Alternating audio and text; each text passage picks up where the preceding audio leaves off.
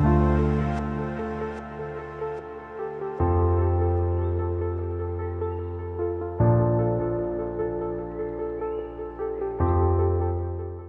je m'appelle Maria-Clara Alves, votre Unithink Tank modératrice. Bienvenue au deuxième Unithink Tank Africa de IBS International Business School à Saint-Thomas et Principe et en Suisse. Aujourd'hui, notre think tank résident guest est le professeur Gilles-Emmanuel Jacquet, analyste politique et vice-président de l'Institut international de recherche pour la paix à Genève, le GIPRI, titulaire d'une licence en sciences politiques et d'un DEA en études européennes, chargé de cours en Afghanistan, Algérie, le Congo, la Côte d'Ivoire et le Niger, ancien journaliste pour la Pax Press Agency, EWTN et Sputnik News, a été stagiaire et haut-commissaire aux réfugiés des Nations Unies en 2006, contractuel auprès du ministère de la Justice 2008 et 2010 et a travaillé pour l'ambassade de France en République de Moldavie et l'Alliance française de Moldavie en 2009. Monsieur Jacquet enseigne depuis longtemps dans des universités privées en Suisse et à l'étranger, dans des pays en guerre et en développement. Les sujets qu'il aborde sont liés aux relations internationales, à l'histoire et de la diplomatie, à la géopolitique et aux conflits armés, notamment en lien avec les ressources naturelles. Donc aujourd'hui, nous allons nous concentrer sur une problématique très importante et qui nous concerne à tous. Et la problématique est comment analyser les conflits actuels, la lutte pour les ressources naturelles et la présence étrangère géopolitique en Afrique. Quels sont les enjeux? Bonjour Gilles, comment allez-vous? Bonjour, merci pour votre invitation. Vous m'entendez bien? Très bien, merci beaucoup. Bon, on va commencer pour une première question pertinente. C'est la suivante. Quel est le rôle des ressources naturelles dans les conflits armés africains? Bon, alors, le lien entre ressources naturelles et conflits armés, que ce soit déjà d'un point de vue mondial, global ou africain, c'est quelque chose de très ancien. Pour l'Afrique, je ne vais pas revenir à la période précoloniale, ça serait très long, mais c'est déjà une réalité, on peut imaginer entre des empires africains, des civilisations africaines. Au 19e siècle, avec justement les empires coloniaux qui étaient déjà pour certains présents depuis un petit moment déjà en Afrique, au 19e siècle, on a un développement de l'industrialisation et du commerce international.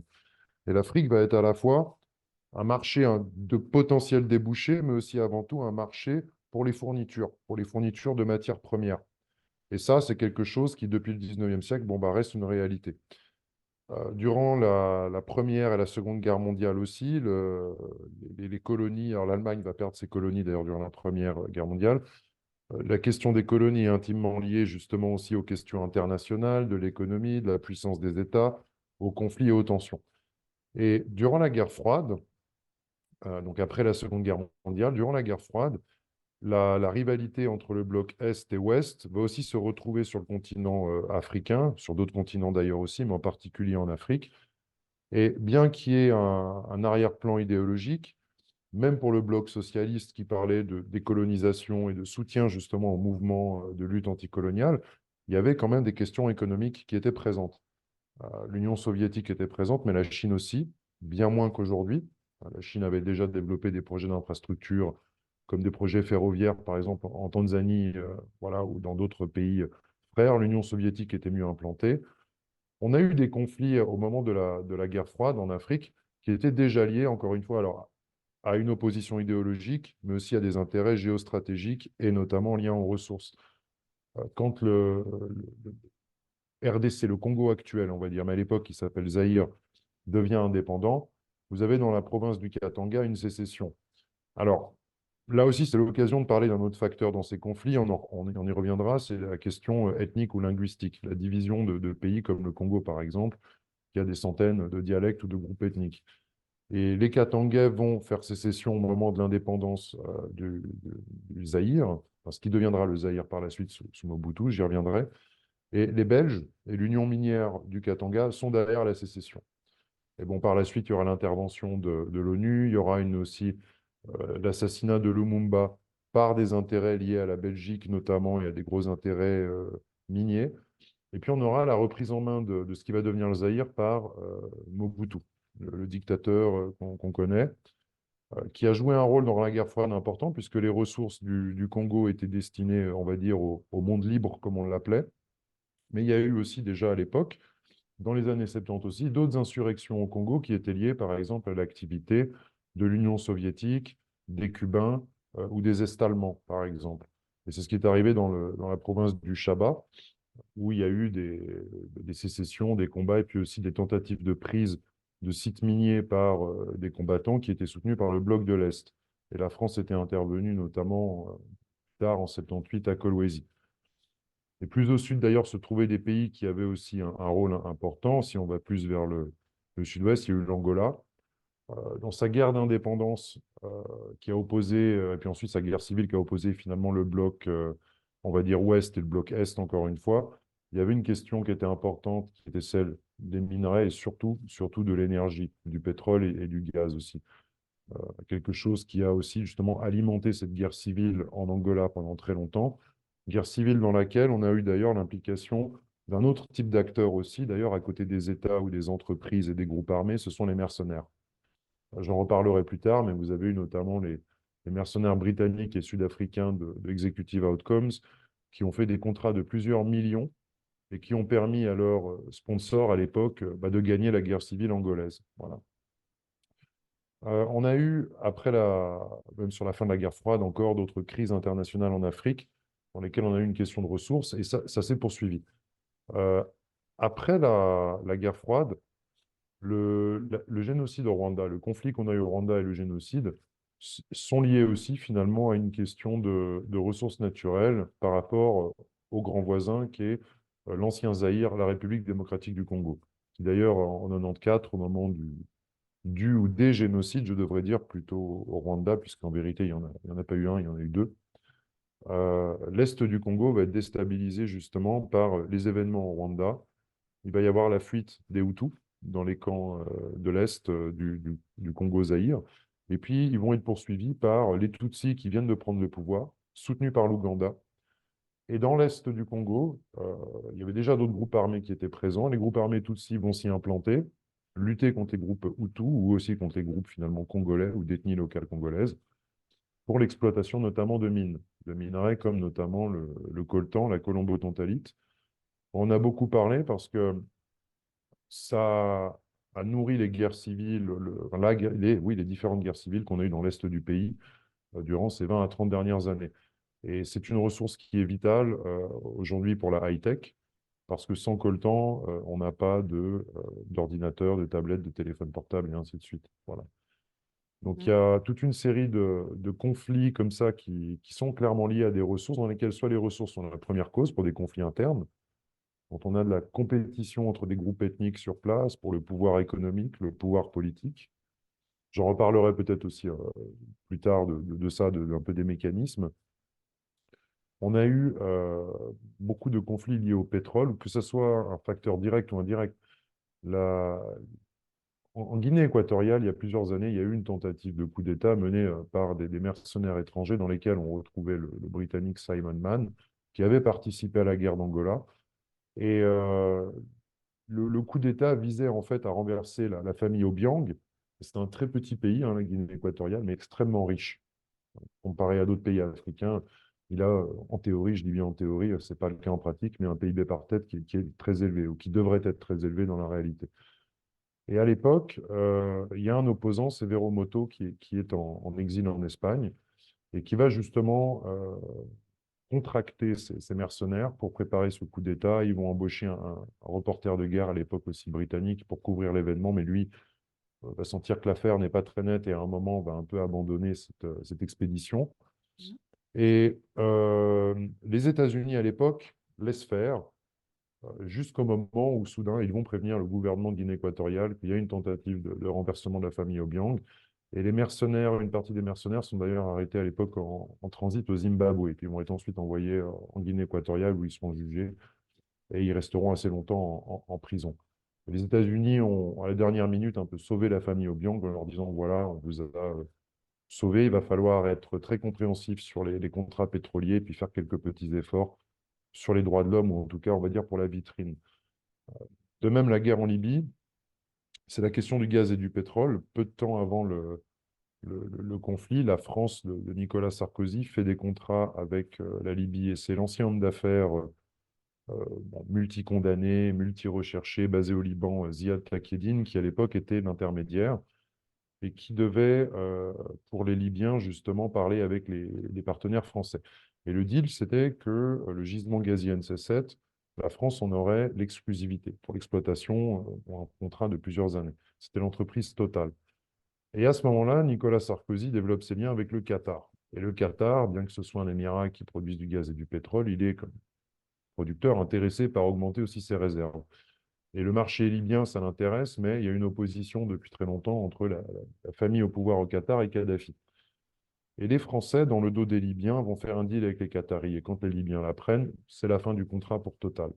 Alors, ça n'a pas en tant que tel déclenché la guerre, mais ça a pu en tout cas créer des tensions très fortes entre Paris et la Libye à l'époque. Et puis, quand arrive le printemps arabe, très très rapidement, Kadhafi va être renversé par les rebelles, qui sont protégés par une coalition occidentale qui dit qu'elle ne veut pas officiellement renverser Kadhafi, mais elle protège comme les rebelles, dont c'est le but. Et à partir de là, d'ailleurs, à l'époque, c'est dans la presse française, le Conseil national de transition libyen va faire un accord avec le gouvernement français qu'en cas de victoire, et donc d'établissement du nouveau régime, les Français auraient des contrats pétroliers et gaziers bien devant le partenaire historique de la Libye dans le domaine qui était l'Italie. Voilà, la France aurait dû passer devant l'Italie. Et puis depuis, on sait que la Libye, on sait ce qui s'est passé, un pays fragmenté dans lequel justement aussi les différents intérêts en compétition sont intéressés par le gaz et le pétrole, notamment. Donc on a énormément d'exemples. Et peut-être pour conclure, pour comprendre aussi, on reviendra peut-être plus tard aussi sur le rôle d'acteurs étrangers, mais euh, il y a aussi au niveau local des mécanismes. Il ne faut pas perdre de vue, on en reparlera peut-être plus tard, la question des échelles. Il y a des intérêts sûrement étrangers, évidemment, industriels, économiques, financiers, militaires et autres. On a parlé aussi des mercenaires. Mais au niveau local en Afrique, vous avez aussi des problématiques locales qui peuvent aggraver ça. Vous avez souvent des pouvoirs dans des pays ethniquement divisés qui vont s'accaparer les ressources et le pouvoir et qui vont utiliser ces ressources pour eux, pour leur clientèle, pour leur région d'origine, mais le reste du pays ne va pas être développé. Et ça va créer des problèmes à un moment. On aura des rébellions, des tentatives de coup d'État, avec des acteurs étrangers qui peuvent intervenir pour soutenir les nouveaux challengers au pouvoir établi. Et puis, on a aussi un autre, ça c'est ce qu'on pourrait appeler la malédiction des ressources, hein. Donc une théorie qui est encore débattue entre universitaires, mais qui quand même se vérifie dans beaucoup de cas. Et souvent, avec ça aussi, vous allez avoir plus au niveau économique, purement économique, ce qu'on appelle la maladie hollandaise, en référence à la colonie hollandaise d'Indonésie il y a très longtemps. Euh, En fait, quand un pays, et c'est le cas pour beaucoup de pays en Afrique, en tout cas, à certains stades de leur développement, ils vont dépendre beaucoup d'une ressource, que ce soit une ressource agricole, du café, du cacao, du caoutchouc, des minerais, ce qui a plus de valeur, de l'uranium et autres, ou de l'énergie. Et quand il va dépendre de cette ressource, au début, le budget national et les caisses de l'État vont se remplir très vite, notamment quand le pays profite de certaines, on va dire, phases ascendantes sur un marché international. Et puis, ce qui va arriver ensuite, c'est que souvent, tout cet argent, les élites locales n'ont pas toujours la capacité de bien le gérer, pour différentes raisons, manque de formation ou corruption ou autre, accaparement de ressources, bon, la corruption, les problèmes qu'on a mentionnés déjà pour la maladie, pour la malédiction des ressources. Dans le cas de la maladie hollandaise, il va arriver très vite aussi que la monnaie nationale va s'apprécier, parce qu'il y a une richesse qui est créée, il y a une économie bon, qui crée de la richesse. Et le problème, c'est qu'on va avoir aussi des phénomènes, on peut avoir des phénomènes d'inflation, de sous-développement d'autres secteurs économiques qui sont moins attractifs, qui rapportent moins. On a une forme, en fait, un peu de, comment dire, de manque de volonté de développer les autres secteurs. On se repose sur un secteur qui ramène beaucoup de valeur. Donc, on n'a pas d'incitation à développer, à diversifier. Et là où ça s'aggrave, c'est quand on a, par exemple, une crise, que ce soit sur du café, sur du cacao, sur de l'or, sur n'importe quoi, quand les cours vont s'effondrer, quand le prix va chuter sur le marché international, le pays qui va être dépendant, et être monoproducteur, mono-exportateur, bah, il va se trouver sévèrement impacté. Voilà. Donc, c'est le cas pour beaucoup de pays africains, parfois, qui combinent ces deux problématiques, tout en ayant, comme je l'ai dit, des problèmes de division interne, ethnique, linguistique, et puis des interférences de voisins ou d'acteurs étrangers plus lointains, mais plus puissants aussi. Eh bien, bonne exposition, hein. Alors, est-il juste de supposer qu'il existe de nouvelles formes de violence armée et un nouvel enchevêtrement d'acteurs, en particulier en Afrique? Qui sont ces acteurs? Alors, comme j'en ai parlé tout à l'heure, dans le cas, par exemple, du Katanga ou de l'Angola ou de la Guinée équatoriale, vous avez souvent des grandes entreprises, des grandes multinationales, et qui à un moment vont développer des liens parfois de corruption avec des élites locales, et qui pour protéger leurs intérêts, parce qu'on parle aussi de pays qui peuvent être dangereux, il y a beaucoup de pauvreté, d'instabilité, vont pas seulement avoir des gardes de sécurité classiques comme on l'imagine, mais des gardes armés ou des petites armées privées. Je parle des mercenaires. On appelle aujourd'hui plutôt les compagnies militaires privées. Mais ils sont présents aussi, soit pour protéger ces assets qu'on a, ces avoirs, ces zones où il y a de la valeur qui est créée, et parfois aussi pour déstabiliser politiquement. C'est pas que propre à l'Afrique, hein, on l'a vu aussi en Amérique latine pendant les 200 dernières années avec des interventions des États-Unis. Comme c'est arrivé en Amérique centrale, parfois juste pour une question de marché de la banane. Enfin, ça a l'air un peu prosaïque, mais c'est comme ça. On a les mêmes problématiques donc, en Afrique avec ces acteurs, des acteurs locaux aussi qui sont les pouvoirs politiques, qui peuvent être corrompus. Je ne généralise pas, mais je parle vraiment, on va dire, des cas connus, un peu communs et généraux. On a aussi souvent les groupes armés peuvent être liés à des groupes ethniques qui n'ont pas le pouvoir, qui se plaignent à l'origine, comme par exemple c'est au Congo. Au début, on a des groupes de citoyens qui sont mécontents parce qu'il y a un manque d'infrastructures, parce que localement, on exploite des ressources sans que la région en profite, il y a peu d'emplois au niveau local et ainsi de suite. Et puis, ils vont passer, ça c'est le cas par exemple du delta du Niger, c'est une étude de cas que je peux mentionner au Nigeria dans le sud. Vous avez les populations locales n'étaient pas associées à la création de richesses, il y avait de la pollution, des populations qui vivaient de leur environnement proche, hein, de la pêche, de la chasse, de l'agriculture. Il y a aussi des produits toxiques dans le sud du Nigeria, c'était production de gaz et de pétrole. Il peut y avoir des fuites, par exemple, dans les zones de lagunes et autres.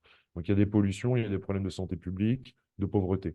On a commencé par occuper les plateformes pétrolières pacifiquement, ou à faire en tout cas des manifestations pacifiques dans les villes, dans les petites villes locales, avec les syndicats, les églises, les ONG, les groupes de femmes aussi, qui sont souvent très actifs en Afrique.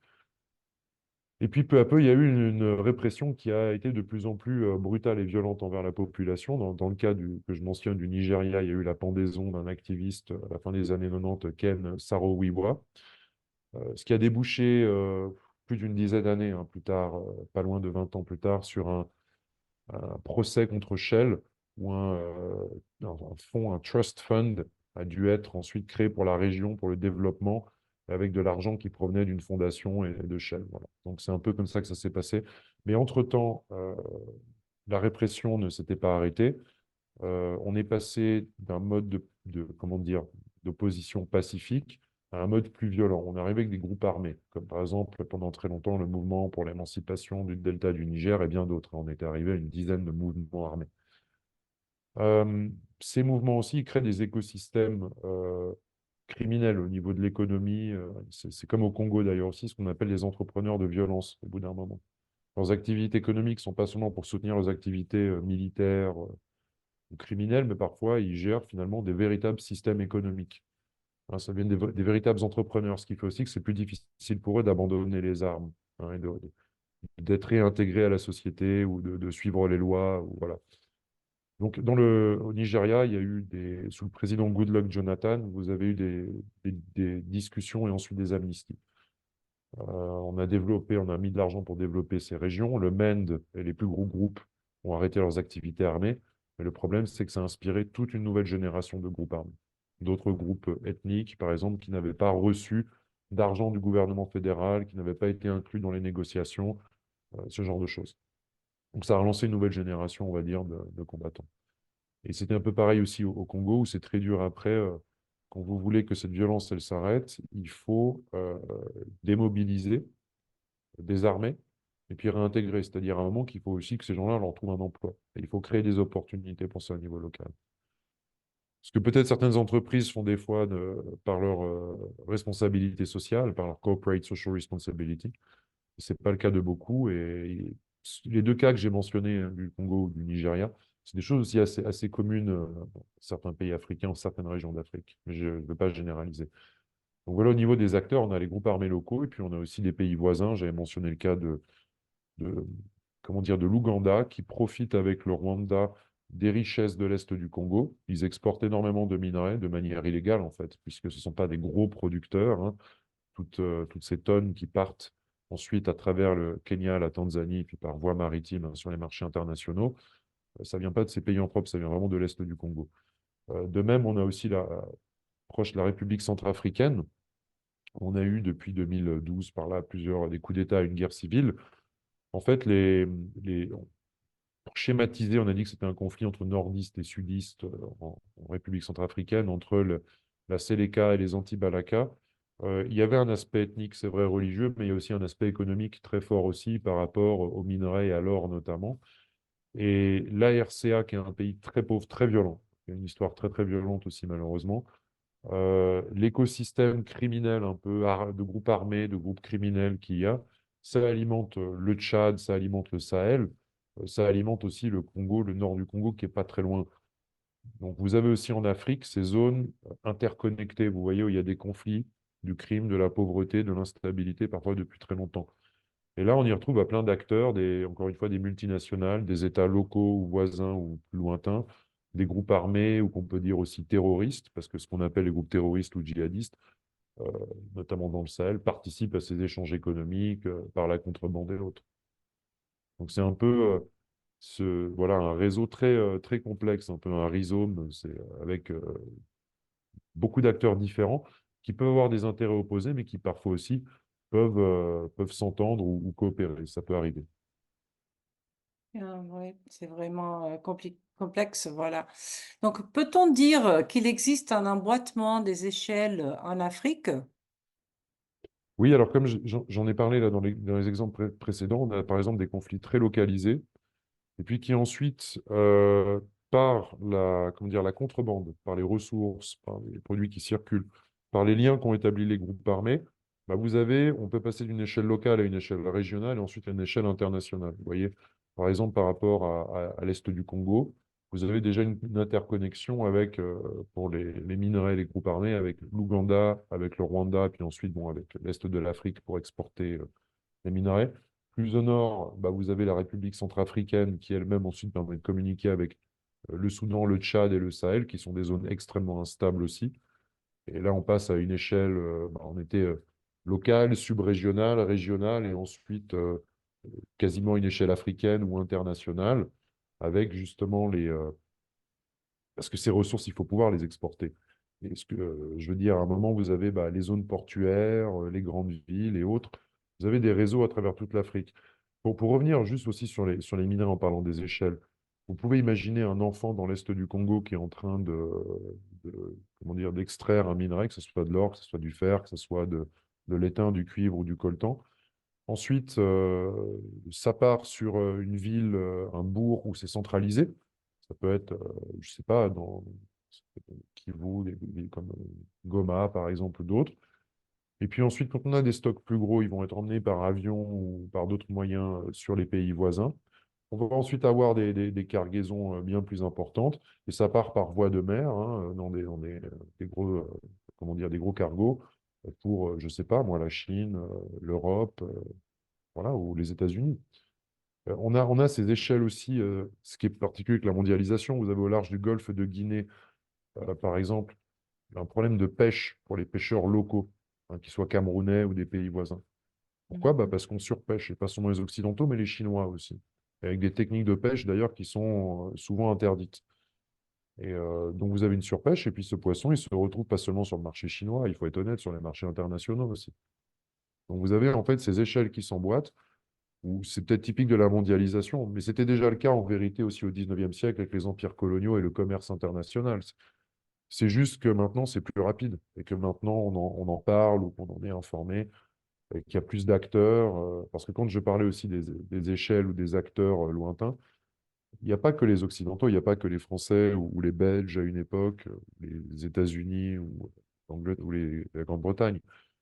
Vous avez aussi la Chine qui est très présente, qui a longtemps dénoncé la présence étrangère, l'exploitation des ressources, les coups d'État, et qui pourrait elle-même un jour peut-être euh, venir à ces méthodes pour protéger ses intérêts aussi. Parce que quand on a des investissements de plusieurs milliards, à un moment ou à un autre, on ne peut pas toujours se permettre de les perdre. Et la Exact. Chine, comme beaucoup des acteurs que j'ai mentionnés avant, elle a une base militaire à Djibouti. Hein, vous avez Oui, l'armée française, l'armée américaine, vous avez même des également. Japonais. Il y a un peu tout le monde. Et c'est pas juste pour protéger le commerce international en mer Rouge et le problème des pirates somaliens ou Houthis. C'est aussi pour pouvoir avoir une projection en Afrique assez rapide. Donc, vous avez la Chine, il y a l'Inde aussi, qui est assez présente en Afrique, mais qui n'est pas aussi visible. C'est plus ciblé à travers des diasporas dans les anciennes colonies britanniques, et puis certains secteurs qui intéressent l'industrie indienne, notamment certaines ressources minières pour la métallurgie indienne. Vous avez les pays du Golfe, on les oublie, ils sont très présents aussi, pas seulement par la diplomatie religieuse qu'ils ont fait pendant les 40 dernières années, mais aussi pour acheter des terres, pour justement produire des ressources agricoles dont ils ont besoin, ou qui peuvent en tout cas revendre sur les marchés internationaux.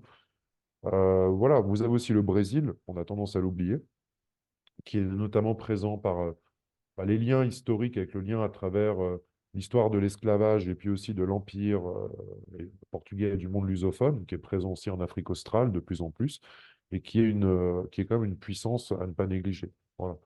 Donc on a un peu cette échelle à ce niveau-là. On a le monde entier est présent en Afrique. Et ça entraîne des compétitions où parfois c'est très dur pour un pays africain de bénéficier de tous ses partenaires à la fois. Parfois c'est un peu exclusif. Et quand on choisit mal ou quand on a choisi mal du point de vue d'autres, on peut en payer le prix par des coups d'État, des instabilités ou ce genre de choses. Ouais, ouais, c'est vraiment intéressante votre vision critique. Alors, si l'on analyse les derniers conflits qui se déroulent mois après mois dans différents pays africains, peut-on dire que l'on assiste à un phénomène d'économie politique des conflits? Quelles sont les variables? On a une économie ouais, politique des conflits. Alors, c'est déjà lié au commerce international et peut-être aussi aux problématiques locales de division, d'État faible, de mauvaise gouvernance, de corruption, de division ethnique. On a ça déjà. Un manque de souveraineté de ces pays par rapport à la gestion de leurs ressources, ou aussi des termes d'échange au niveau du commerce international qui sont inégaux, ou des termes, je veux dire, c'est-à-dire, c'est l'école latino-américaine de la dependencia, c'est-à-dire en gros que les prix des ressources naturelles ou des matières premières qui proviennent d'un pays A ou B en Afrique, par exemple, bah, vont toujours être plutôt en faveur du Nord et des industries du Nord.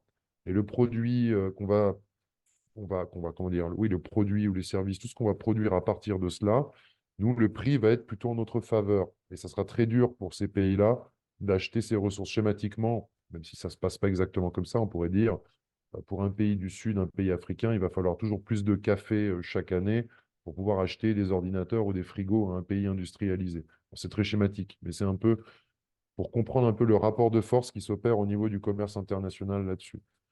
Hmm. Ensuite, la souveraineté, ce n'est pas seulement la clé parce que certains pays n'ont simplement pas parfois l'infrastructure, les moyens et les cerveaux tout de suite disponibles. Et pour ceux qui les ont, ils n'ont parfois pas les salaires ou les conditions de vie qui puissent leur permettre de rester, d'avoir envie de rester et puis de contribuer au développement. C'est ce qu'on appelle hein, la fuite des cerveaux, le brain drain en anglais. Vous avez beaucoup de ces jeunes cerveaux africains qui sont formés au nord ou ailleurs, ou même en Chine, et qui parfois ont du mal à revenir ou aimeraient à retourner au nord parce que pour eux, c'est plus facile. À bien des aspects, ils n'ont pas à lutter contre parfois une administration et plein de choses, ou un contexte local difficile. Donc il y a la question de la souveraineté économique, mais aussi il y a la formation qui va avec. Il faut des élites locales qui acceptent à un moment peut-être de vivre un peu plus durement pendant un moment ou d'accepter certains sacrifices pour que les prochaines générations puisse avoir ce saut qualitatif, qu'elle puisse en profiter. Après, il y a une question de dépendance du Nord, mais aussi de pays africains à l'aide au développement, à la dette. Ça a mis en place des formes de chantage, de contrôle, de dépendance. Mais l'Afrique, on la voit souvent comme victime, oui, mais encore une fois, il y a des élites locales qui ont joué un rôle là-dedans.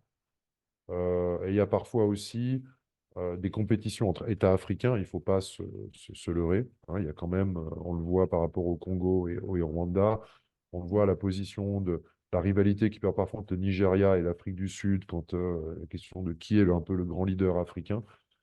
Donc il y a ça aussi à prendre en compte. Mais il est vrai que c'est très dur pour un pays africain aussi de choisir librement des partenaires, d'en avoir plusieurs et de rester indépendant dans ces partenariats. Et ce n'est pas qu'un problème propre à l'Afrique. Quand on est simplement économiquement moins fort, moins développé, qu'on a un État plus faible, on est encore en train de se construire à ce niveau-là.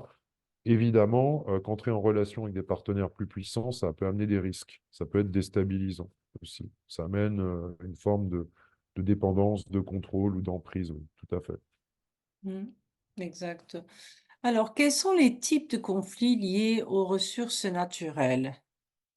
Bon, on a des conflits parfois très locaux au niveau des populations locales. Par exemple, vous avez le conflit pour l'accès à l'eau qui arrive dans beaucoup de pays africains, notamment près du Sahel, aussi dans les zones un peu de savane. C'est le conflit entre ce qu'on appelle les pastoralistes, c'est-à-dire en fait les éleveurs, ceux qui ont des vaches, hein, du bétail par exemple, et puis les agriculteurs. Voilà, soit pour la terre, soit pour l'eau. Et souvent, il y avait des accords coutumiers qui existaient Mhm. depuis longtemps, mais avec parfois la pression démographique, le changement climatique, plus différents paramètres locaux, hein, qui changent dans l'environnement local, vous avez une plus grande compétition pour des ressources qui sont de plus en plus rares. Et ça, déjà, ça peut être un facteur de conflit à un niveau local. Ça a l'air prosaïque aussi et très localisé, mais ça peut maintenir des conflits endémiques dans les pays du Sahel pendant longtemps, par exemple. Euh, Ouais. Ensuite, vous avez les types de conflits liés aux ressources, comme les groupes armés qui directement exploitent des ressources dans l'est du Congo et qui peuvent être payés ou incités à prendre d'autres territoires parce qu'il y a d'autres compagnies qui sont intéressées par ça. Et il y a ce qu'on appelle en anglais les bounty futures. On peut vendre des droits de propriété aussi ou des droits d'exploitation ou des contrats, tout type de contrats, sur ces territoires où il y a des réserves qui intéressent des compagnies en question. Normalement, ce n'est pas très légal, hein, on comprend. Et on a aussi normalement des moyens mis en place pour surveiller ça, comme le processus de Kimberley qui avait été mis en place en 2008, mais c'est très imparfait. Ça ne fonctionne pas totalement parfaitement. On a ensuite aussi quand le Rwanda a fait chuter Mobutu au Zaïre, ils ont mis en place leurs proxies, comme on dirait en anglais. Des gens qu'ils pouvaient contrôler, qui ensuite, hein, la famille Kabila ont essayé de se révolter, et ça leur a pas toujours porté chance. Donc, il y a un contrôle qui est fait aussi directement, où on annexe directement ou pas des territoires, on prend un certain contrôle, comme ça on bénéficie des ressources qui proviennent de ce territoire. Euh, Vous avez encore une fois aussi des conflits, c'est plus rare maintenant, où directement des groupes, pas des groupes armés, mais des mercenaires interviennent pour le compte d'entreprises étrangères ou d'une puissance étrangère. C'est plus rare, c'était plus commun durant la guerre froide ou dans les années qui ont suivi la fin de la guerre froide. Maintenant, c'est plus local. C'est plus l'affaire de groupes armés locaux ou de groupes criminels, groupes armés, voilà, de rebelles, de terroristes, comme on les appellerait. On en est plus à ce niveau-là, ou de territoires aussi Mhm. qui font sécession, comme c'est le Somaliland ou le Puntland en Somalie, par exemple. Voilà. Euh, donc c'est un peu plus ce genre de schéma. On n'a plus trop, pour le cas de l'Afrique, des conquêtes, des grandes conquêtes de territoires massives, comme on le ferait dans des guerres conventionnelles avec une exploitation de ressources du territoire conquis. C'est moins le cas. Maintenant, on est plus vraiment dans des cas de zones grises, par exemple aussi, transfrontalières souvent, où il y a des ressources intéressantes ou par lesquelles on fait passer des ressources, l'État les contrôle mal et on a des groupes armés. Et après, peuvent se venir se greffer d'autres types d'acteurs. Voilà. Vous croyez que, par exemple, au Mozambique, c'est ça le cas, par exemple, par rapport aux conflits qui existent depuis un certain temps, de plus en plus fortes, voilà. Au Mozambique, oui, il y avait des problématiques peut-être locales. Moi, je ne suis pas un expert de ce conflit, hein, je vous le dis, mais Par contre, il y a eu à un moment des groupes armés djihadistes qui sont arrivés sur le nord du pays, si je ne me trompe pas. Et c'était une problématique qui n'était pas du tout une problématique locale en termes politiques ou de groupes armés. Ces groupes, apparemment, viennent peut-être de l'Est de l'Afrique, parce qu'il y a une activité importante, Kenya, Tanzanie ou Somalie encore plus. Euh, je ne vais pas parler pour le Mozambique, mais plus généralement, ce que le Mozambique a montré aussi, c'est que maintenant, en Afrique, on va dire dans la zone australe, vous avez un phénomène de groupes armés qui ne sont plus les mêmes groupes armés qu'on avait, des groupes indépendantistes ou simplement séparatistes, comme on avait dans les Exact, dernières décennies. c'est vrai, oui. On a des groupes maintenant qui se revendiquent du djihadisme. On a eu au Mozambique, c'est vraiment très nouveau, mais au Congo, plus au nord, mais dans le nord du Congo aussi et dans certaines zones maintenant, depuis le Sahel, on a ces groupes comme les AFD et d'autres qui ont fait même des alliances avec des groupes locaux plus classiques, on va dire. Donc on a une poussée maintenant euh, vers le sud vraiment du continent, aussi des groupes armés et de l'islam politique, du fondamentalisme ou du djihadisme, selon comment on veut l'appeler. Et là, il peut y avoir aussi des réseaux, parce qu'on parle souvent d'Al-Qaïda ou autre, mais vous avez tous les groupes armés qui ont essaimé pendant longtemps en Somalie, comme notamment les Shebabs, et puis ensuite tous ces groupes armés qui parcourent le Sahel, que ce soit l'État islamique ou Al-Qaïda, avec leurs proxys locaux. On a souvent appelé Boko Haram, mais en vérité, Boko Haram n'existe plus en tant que tel, ce nom-là, hein. Ça a Oui. éclaté dans ces deux groupes. Vous avez ces réseaux interconnectés et ça pousse de plus en plus vers le sud, ce qui pour les pays comme le Mozambique, c'est nouveau et c'est pas très rassurant parce que c'est un problème aussi qu'on a eu alors de l'autre côté du continent, en Côte d'Ivoire, hein, qui est aussi plus au nord. On a eu le même problème avec les attentats à Grand Bassam. Alors, par Mm, contre, en Afrique australe, on a eu des problèmes de groupes qui se revendiquaient proches de la pensée djihadiste. En Afrique du Sud, on n'a pas eu d'attentats ou de choses, mais on avait des groupes, des gens qui ont été arrêtés. Et par contre, en Angola, je n'ai pas eu connaissance de ce genre de choses. Mais quand on regarde la position géographique, après un certain temps, rien ne dit que ce problème, un jour, n'arrivera peut-être pas, même si ça paraît encore un peu lointain. mm, on espère, hein. Alors, dernière question. Donc, quelle vision pour l'Afrique de l'avenir dans un scénario encore incertain, où tout est ouvert en termes, voilà, géopolitiques, économiques, et sociaux? Est-ce que c'est Bon. envisageable? Je pense que la compétition entre les grandes puissances pour les ressources du continent africain, ça va continuer, et des ressources stratégiques.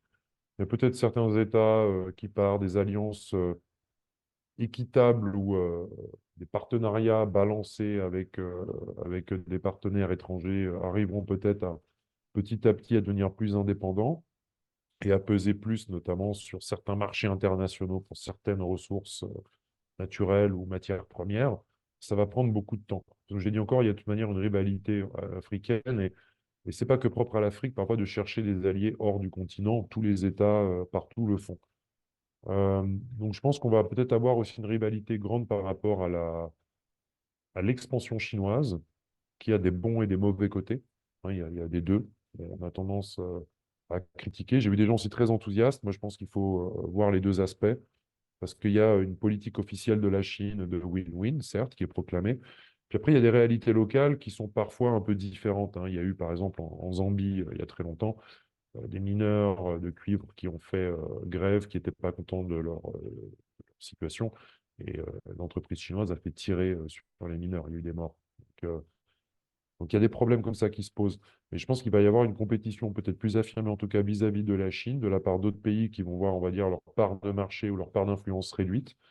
Une présence plus grande de la Russie, mais qui n'est pas nouvelle non plus, parce qu'elle était déjà là durant la guerre froide, en vérité, alors, c'était l'Union soviétique, pour des raisons d'idéologie, mais aussi de ressources naturelles. Le risque, peut-être, c'est que la confrontation qu'on a entre certaines puissances de l'hémisphère nord, donc d'un côté les Occidentaux, de l'autre les Russes et les Chinois, ça va se transposer aussi en Afrique, comme d'autres conflits du même type se sont transposés dans le passé. Ce n'est pas forcément non plus un bon signe pour l'avenir.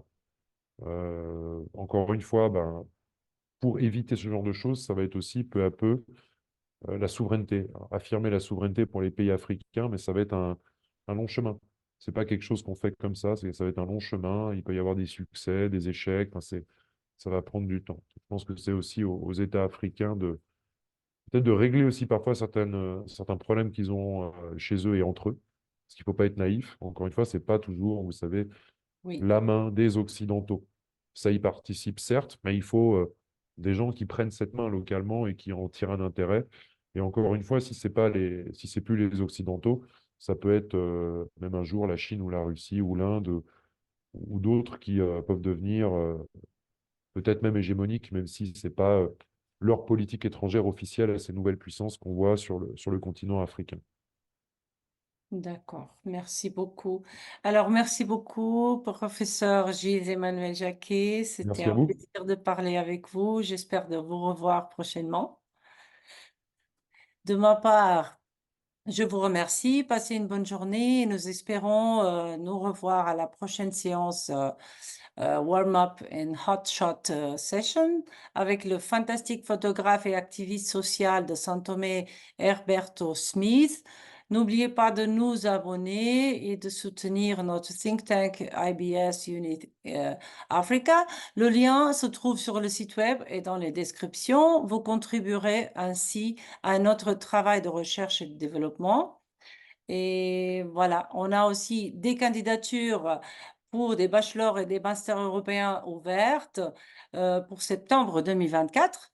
Donc, contactez-nous par mail ou par chat.